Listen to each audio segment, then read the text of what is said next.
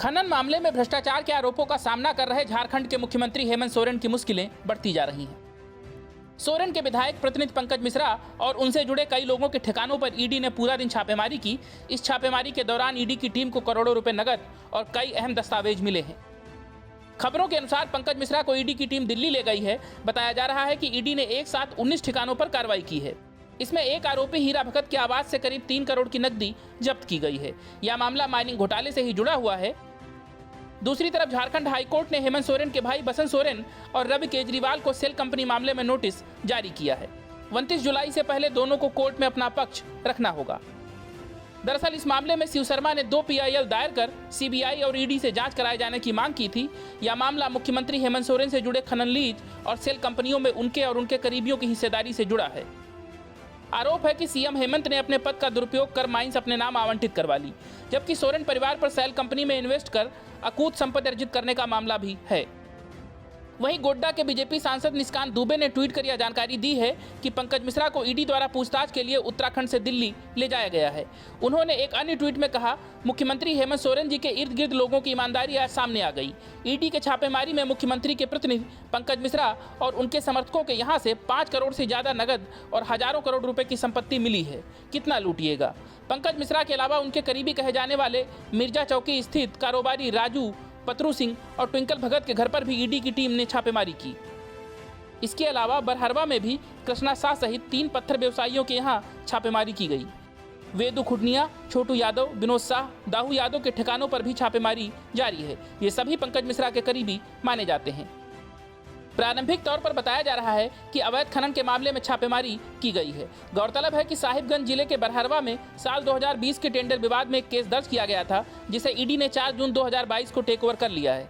बरहरवा का यह केस शंभू नंदन कुमार उर्फ शंभू भगत ने दर्ज कराया था। उन्होंने टेंडर विवाद मामले में बरहरवा थाने में मंत्री आलमगीर आलम और पंकज मिश्रा के इशारे पर मारपीट करने की प्राथमिकी दर्ज कराई थी, लेकिन दोनों ही आरोपियों को साहिबगंज पुलिस ने क्लीन चिट दे दी थी। इसी मामले में छापेमारी हुई है। वहीं IAS पूजा सिंघल प्रकरण में भी कई बार पंकज मिश्रा का नाम सामने आया है। 11 मई को झारखंड में मनी लॉन्ड्रिंग केस में IAS अधिकारी पूजा सिंघल को ईडी ने गिरफ्तार कर लिया था। पूजा सिंघल फिलहाल सलाखों के पीछे हैं। गौरतलब है कि हेमंत सोरेन एक खनन पट्टा और अपनी पत्नी को जमीन का एक भूखंड आवंटित करने के लिए भ्रष्टाचार के आरोपों का सामना कर रहे हैं। Bureau report, news of India. Uddhav Thackeray से बागी विधायकों को कोई दिक्कत नहीं है और न ही आदित्य ठाकरे से। उन्हें परेशानी सिर्फ और सिर्फ संजय राउत से है। संजय राउत बीच से हटे तो बात बन सकती है। शिंदे गुट के हर दूसरे तीसरे विधायक का यही कहना है कि शिवसेना का असली खलनायक संजय राउत है, जिसने एनसीपी से पार्टी को तबाह करने की सुपारी ली। शिवसेना का भाजपा से अलग होने से लेकर हिंदुत्व छोड़कर कांग्रेस और एनसीपी के साथ जाने का सारा तोहमत संजय राउत पर है। और संजय राउत कहते हैं कि बागियों ने भाजपा से हाथ मिलाकर शिवसेना को नष्ट करने की कोशिश की है। भाजपा महाराष्ट्र को 3 भागों में बांटना चाहती है, मतलब कि मामला संजय राउत और बागी विधायकों के बीच फंसा है। अब सवाल यह है कि क्या बागी विधायकों की बात मानते हुए उद्धव ठाकरे संजय राउत को ठिकाने लगाएंगे? क्या शरद पवार और सोनिया गांधी से दोस्ती हमेशा हमेशा के लिए खत्म करेंगे? क्या हिंदुत्व की जिस जोर को छोड़कर वे मुख्यमंत्री बने थे, उसे फिर पाने की कोशिश करेंगे? और इससे बड़ा सवाल यह कि क्या उद्धव ठाकरे भाजपा के साथ जाएंगे और छोटे भाई की भूमिका निभाएंगे? जब तक उद्धव ठाकरे इस सवाल का जवाब नहीं ढूंढ लेते, तब तक शिवसेना में धूम धड़ाके होते रहेंगे और आखिर में पूरी पार्टी तितर बितर हो जाएगी। माना जा रहा है कि इस बात की सबसे ज्यादा खुशी एनसीपी और कांग्रेस को होगी, क्योंकि हिंदुत्व की सियासत करने वाली एक पार्टी का खात्मा हो जाएगा। शिंदे की सरकार बनने के बाद बागी विधायकों ने सीधे संजय राउत के खिलाफ मोर्चा खोल दिया है। बागी संजय राउत को ही सुलह की बातचीत को पटरी से उतारने के लिए जिम्मेदार बता रहे हैं। बागियों से बातचीत करने के लिए खुद आदित्य ठाकरे सूरत जाने को तैयार थे, लेकिन संजय राउत ने ऐसा नहीं होने दिया। इतना ही नहीं, संजय राउत ने बागियों पर जिस भाषा के सहारे हमले किए, उससे हालात और बिगड़े। सवाल यह है कि क्या वाकई राउत चाहते थे कि सुलह नहीं हो और शिवसेना टूटकर बिखर जाए? अपने गृह निर्वाचन क्षेत्रों से लौटने के बाद शिंदे का समर्थन करने वाले 39 में से कम 13 विधायकों ने सार्वजनिक रूप से राउत को दोषी ठहराते हुए आरोप लगाया कि वह शिवसेना को खत्म करने का पूरा प्रयास कर रहे हैं। औरंगाबाद में बागी शिवसेना विधायक संजय शिरसत ने कहा कि संजय राउत ने जो कहा उससे मैं आहत हूं। उन्होंने कहा, हे गेले वैश्य आहेत, जो चले गए हैं वे वैश्याएं हैं। हमारे साथ महिलाएं भी थीं। उन्होंने काफी अपमानित महसूस किया। उन्होंने दावा किया कि राउत शिवसेना को डुबो देंगे। उनका लक्ष्य पार्टी को खत्म करना है। ये लोग शिवसेना के संस्थापक बाला साहब ठाकरे के देखे हुए सपनों को चोट पहुंचा रहे हैं। राउत ने कहा कि बागी विधायकों को लेकर कुछ साफ नहीं है कि वे क्यों चले गए। उन्होंने कहा कि शुरू में उन्होंने हिंदुत्व को इसका कारण बताया, फिर उन्होंने आरोप लगाया कि राकपा उन्हें फंड नहीं दे रही। अब वे मुझ पर आरोप लगा रहे हैं। राउत को पार्टी नेतृत्व के विश्वास पात्रों में से एक कहा जाता है और 2019 में एमवीए के गठन के लिए बातचीत के दौरान शिवसेना के दूत भी वही थे। अलग होने के बाद भी शिंदे खेमे के प्रवक्ता दीपक केसरकर ने एक खुले पत्र में राउत को राकपा की नीली आंखों वाला लड़का कहा था, जो शिवसेना को खत्म करने के लिए तैयार है। सोलापुर के सांगोला से शिवसेना के बागी विधायक शाहजी पाटिल ने राउत को नारद मुनि कहा। ग्रामीण जलगांव से सेना के बागी विधायक गुलाब राव पाटिल ने परोक्ष रूप से राउत को शुक्राचार्य बताया। ठाकरे के नेतृत्व वाली एमवीए सरकार में कैबिनेट मंत्री रहे गुलाब राव ने कहा कि हम उद्धव साहब के खिलाफ नहीं हैं, हम आदित्य साहब के भी खिलाफ नहीं हैं, हम उनका सम्मान करते हैं।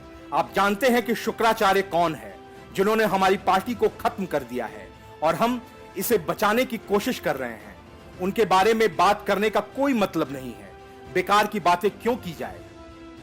Bureau report, news of India. Draupadi Murmu UP की राजधानी लखनऊ पहुंची तो यूपी की सियासी तस्वीर ही बदल गई और इसके साथ ही सपा गठबंधन के टूटने के संकेत भी मिल गए। एनडीए के उम्मीदवार का समर्थन राजा भैया के दोनों विधायक करेंगे। उन्होंने कहा है कि एनडीए के उम्मीदवार का समर्थन देना वक्त के हिसाब से जरूरी है। रात्रि भोज में बसपा विधायक उमाशंकर भी शामिल हुए हैं। चुनाव प्रचार करने यशवंत सिन्हा जब लखनऊ आए तो उनसे मिलवाने के लिए अखिलेश यादव ने न तो ओम प्रकाश राजभर को बुलाया और न ही शिवपाल यादव को। बस खेल यहीं से शुरू हो गया। अखिलेश यादव की तरफ से तलाक कहने का इंतजार कर रहे राजभर सीएम योगी की डिनर पार्टी में चले गए और द्रौपदी मुर्मू को अपना समर्थन देने का ऐलान कर दिया। इस पार्टी में शिवपाल यादव भी शामिल हुए और उन्होंने भी एनडीए के पक्ष में मतदान करने की बात कही। द्रौपदी मुर्मू के समर्थन के लिए सीएम योगी ने विधायकों और सांसदों को डिनर पर बुलाया था। इससे पहले लोक भवन में बीजेपी सांसदों और विधायकों के साथ बैठक हुई। योगी ने ये डिनर पार्टी अपने आवास 5 कालिदास मार्ग पर रखी थी। 2 दिन पहले विपक्ष के उम्मीदवार यशवंत सिन्हा भी लखनऊ आए थे। तब अखिलेश यादव ने राजभर और शिवपाल यादव को बैठक में शामिल होने को नहीं बुलाया था। उससे पहले अखिलेश ने राजभर के एसी से बाहर निकलने की सलाह पर प्रतिक्रिया दी थी। अखिलेश ने साफ कह दिया था कि सपा को किसी की सलाह की जरूरत नहीं है। माना जा रहा है कि इसी बात से राजभर नाराज चल रहे हैं। शिवपाल सिंह यादव ने कहा कि मैं पहले ही कह चुका हूं कि जो मांगेगा उसे वोट दूंगा। ना तो समाजवादी पार्टी ने मुझे फोन किया, ना ही मेरा वोट मांगा। सीएम योगी आदित्यनाथ ने कल मुझे आमंत्रित किया, जहां मैंने एनडीए के राष्ट्रपति पद के उम्मीदवार द्रौपदी मुर्मू से मुलाकात की और उन्हें वोट देने का फैसला किया। सपा कार्यालय में राष्ट्रपति चुनाव की बैठक में न बुलाए जाने पर ओम प्रकाश राजभर ने कहा है कि मुझे न फोन किया, न बैठक में बुलाया। शिवपाल यादव को भी नहीं बुलाया गया। हम 6 लोग बैठकर इंतजार करते रहे। हम गठबंधन का धर्म निभाना चाहते हैं। राजभर ने कहा कि अखिलेश जी से पूछिए क्यों नहीं बुलाया। राष्ट्रपति चुनाव में वोट के लिए बात करेंगे। उन्होंने आगे कहा कि 12 जुलाई को प्रेस वार्ता कर फैसला बताएंगे। मेरी शिवपाल से भी बात हुई है। उन्होंने कहा कि बुलाया नहीं तो मैं क्यों जाऊं। उन्होंने कहा कि जहां से निमंत्रण होगा वहां जाएंगे। राजभर ने कहा कि आजमगढ़ चुनाव में सुभाषपा का कमांडर मौके पर था, सपा का कमांडर गायब था, एसी में आनंद ले रहा था। यूपी विधानसभा में राजभर की पार्टी के 6 विधायक हैं। उन्होंने हाल ही में विधानसभा चुनाव सपा के साथ गठबंधन में लड़ा था। यूपी में बसपा का 1 विधायक है, जबकि राजा भैया की पार्टी के 2 विधायक हैं। इसके अलावा शिवपाल यादव भी एनडीए के समर्थन में आ सकते हैं। मायावती ने पहले ही ऐलान कर दिया था कि वे एनडीए की उम्मीदवार का समर्थन करेंगी। Bureau report, news of India. Eknath Shinde Uddhav Thackeray को लगातार झटके पर झटके देते जा रहे हैं। एक तरफ तो एकनाथ शिंदे उद्धव ठाकरे की सियासी जमीन खोद रहे हैं, तो दूसरी तरफ उनकी सरकार के बड़े फैसलों को भी पलटते जा रहे हैं। 2.5 साल का कार्यकाल पूरा करने के बाद सत्ता गंवाने वाली महाविकास अघाड़ी को अब नई सरकार तगड़ी चोट दे रही है। शिंदे फडणवीस की सरकार ने उद्धव सरकार द्वारा लिए गए एक और फैसले को रद्द कर दिया है। महाराष्ट्र जल संरक्षण निगम जल संरक्षण विभाग के अधीन कार्य करता है। चल रही परियोजनाओं की लंबित देनदारी 3,490 करोड़ रुपए थी। इसके बावजूद 1 अप्रैल से 31 मई 2022 के बीच 6,191 करोड़ रुपए की 4,324 नई परियोजनाओं को मंजूरी दी गई। इसमें से 5,020 करोड़ 74 लाख रुपए की लागत वाले 4,037 कार्य विभिन्न स्तरों पर निविदा के हैं। सिंधे सरकार ने निविदा प्रक्रिया के विभिन्न चरणों में 5,020.74 करोड़ रुपए के 4,037 कार्यों को रद्द करने का निर्णय लिया है। सरकार ने आदेश में कहा है कि इनमें से किसी भी कार्य के लिए निविदाओं को अंतिम रूप नहीं दिया जाना चाहिए। जल संरक्षण विभाग के आदेश में कहा गया है कि कोई भी कार्य प्रारंभ नहीं किया जाना चाहिए क्योंकि निविदा प्रक्रिया पूर्ण हो चुकी है। इससे पहले नई सरकार ने मेट्रो कार शेड को कांजूर मार्ग की जगह आरए में शिफ्ट करने का फैसला किया था। साथ ही 5,678 करोड़ रुपए की नांदेड़ जिला योजना समिति का कार्य स्थगित कर दिया गया। इसके बाद नई सरकार ने एक और फैसला पलट दिया, जिसे महाविकास अघाड़ी के मोर्चे पर बड़ा झटका माना जा रहा है। Bureau report, news of India. Modi और शाह के युग में भाजपा हर रोज जहां राजनीतिक ऊंचाइयां छूती जा रही है, वहीं देश की सबसे पुरानी सियासी पार्टी कांग्रेस लगातार गर्त में जा रही है। अब देश के एक और हिस्से में कांग्रेस शून्य हो गई और भाजपा ने रिकॉर्ड बनाते हुए अप्रतिम बहुमत हासिल कर लिया। केंद्र शासित प्रदेश दमन और दीव में हुए नगरपालिका परिषद के चुनाव में कांग्रेस का सुपड़ा साफ हो गया है। इससे पहले कांग्रेस को यहां तगड़ा झटका तब लगा था जब कांग्रेस के कई पार्षद भाजपा में शामिल हो गए थे। गुजरात से सटे इस केंद्र शासित प्रदेश में दीव नगर परिषद के चुनाव में भाजपा ने सभी वार्डों में जीत दर्ज की है और कांग्रेस को शून्य पर पहुंचा दिया है। यहां 15 साल बाद भाजपा ने सभी 13 सीटों पर जीत हासिल की है। दीव के इतिहास में पहली बार है कि किसी एक राजनीतिक दल ने सभी सीटों पर जीत हासिल की हो। बता दें कि इससे पहले दीव में कांग्रेस पार्टी का शासन था, लेकिन अब 15 साल बाद बीजेपी ने दीव के नगरपालिका परिषद में सत्ता में वापसी की है। दरअसल दीव की 13 सीटों में से 6 सीटों पर भाजपा के उम्मीदवार निर्विरोध चुनाव जीत चुके थे, तो वहीं 7 सीटों पर 7 जुलाई को वोट डाले गए थे। मतदान के बाद उन 7 सीटों के नतीजे घोषित कर दिए गए। इन नतीजों में सभी 7 सीटों पर भाजपा ने जीत हासिल की। दीव के भाजपा अध्यक्ष दीपेश टंडेल, राष्ट्रीय सचिव और प्रदेश प्रभारी विजय राहटकर, सांसद लालू पटेल, चुनाव प्रभारी विशाल दंडल और जिग्नेश पटेल के नेतृत्व में यह चुनाव लड़ा गया था। दीव कलेक्टर और डीएम फवर रमन ब्रह्मा ने जानकारी देते हुए बताया कि चुने गए 13 काउंसलर में से 7 महिला हैं, जबकि 9 काउंसलर युवा हैं जिनकी उम्र 45 से कम है। वहीं दीव के भाजपा अध्यक्ष विपिन शाह ने कहा कि इन चुनावों में भाजपा ने शानदार कामयाबी हासिल की है। परिषद में उनकी पार्टी ने सभी 7 वार्डों में जीत हासिल की है।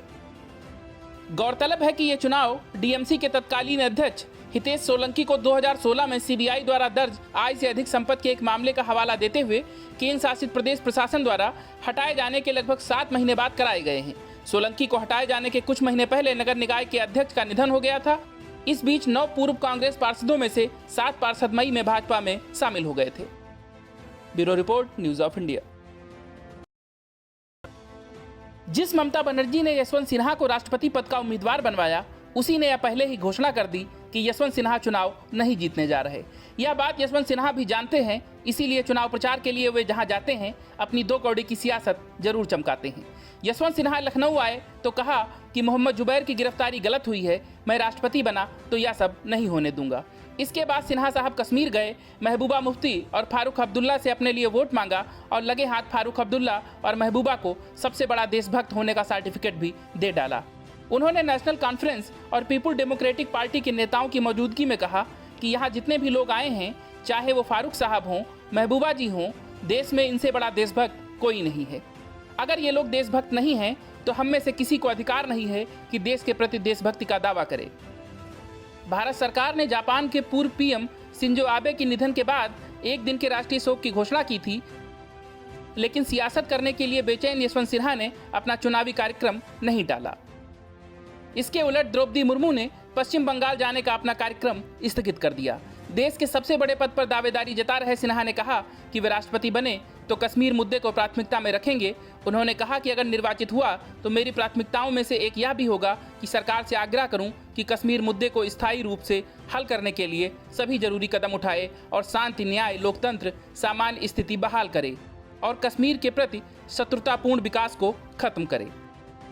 इससे पहले लखनऊ में अटल मुलायम से लेकर अजीत सिंह से अपने रिश्तों को याद करते हुए उन्होंने कहा कि अगर वो राष्ट्रपति बने तो शपथ लेने के लिए दूसरे दिन ही जांच एजेंसियों का दुरुपयोग बंद कर देंगे, देश में सांप्रदायिक बंटवारे और संविधान के दुरुपयोग को रोकने का प्रयास करेंगे।